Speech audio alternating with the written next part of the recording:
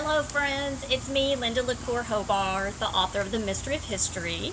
And I just wanted to touch base with you after the Christian Heritage Convention. You know, I spoke 5 times there, so I have 5 quick follow-up questions for you. Number 1, about modern history. Are you watching for those 7 all-important nations that we talked about in the news? In alphabetical order, can you name them? It was Afghanistan, and then the 3 I's. Israel, Iran, Iraq, then North Korea, Russia, and us. I hope you're watching them. Number 2, are you studying Bible history and world history the way it should be taught? And real quick, who was that famous contemporary of Joshua? It was King Tut.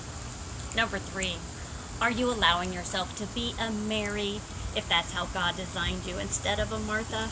I hope so. Remember, Jesus loved Mary and Martha, so let him use you just the way he made you.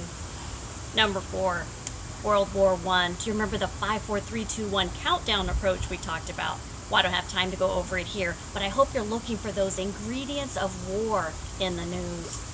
And last, have you decided to incorporate grades into next year following those fractional grade approach?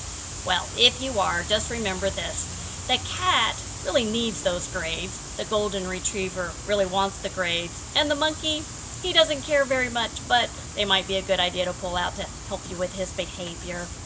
You know, if you don't know the answers to any of these questions, it may mean you missed a workshop. So please go check the archives from the convention or these workshops or any others that you missed. You know, I believe in you. You are my hero for pouring into your children, so get all the resources that you can.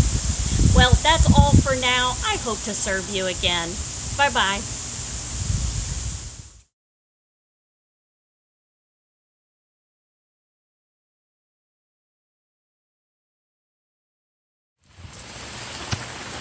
Hey, the sky just opened up. We gotta get out of here. We gotta run for it. Go, go. Careful, watch out. Stay low, stay low.